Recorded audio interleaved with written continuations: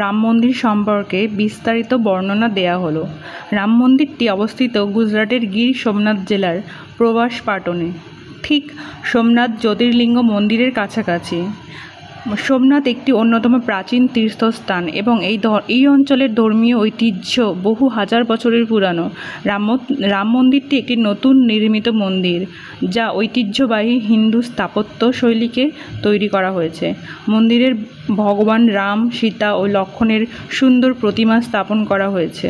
মন্দিরে গম্বুজ, স্তম্ভ এবং প্রবেশপথ হালকা গোলাপি ও সোনালী বর্ণের নির্মিত, যা অনেকটাই উত্তর ভারতের রাম মন্দিরগুলোর আদলে তৈরি।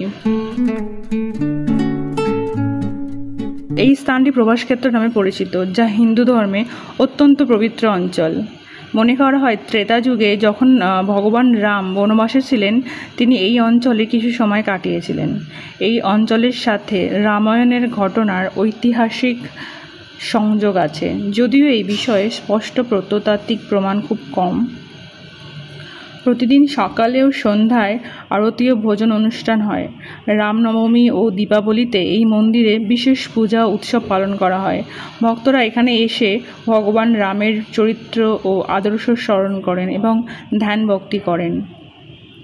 এখানে পৌঁছাতে গেলে সোমনাথ রেল স্টেশন থেকে এই মন্দিরটি প্রায় 2 কিমি দূরত্বে অবস্থিত।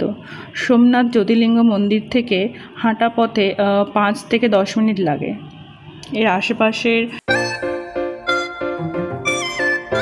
যেগুলো হলো সোমনাথ জ্যোতির্লিঙ্গ মন্দির, ভালকা তীর্থ যেখানে শ্রীকৃষ্ণ শরীর ত্যাগ করেছিলেন, গীতা মন্দির, গীতার শ্লোকসহ নির্মিত একটি সুন্দর মন্দির আছে, ত্রিবেণী সঙ্গম আছে, 3টি নদীর মিলনস্থান, হিরণ, কপিলা আর সরস্বতী নদীর মিলনস্থান।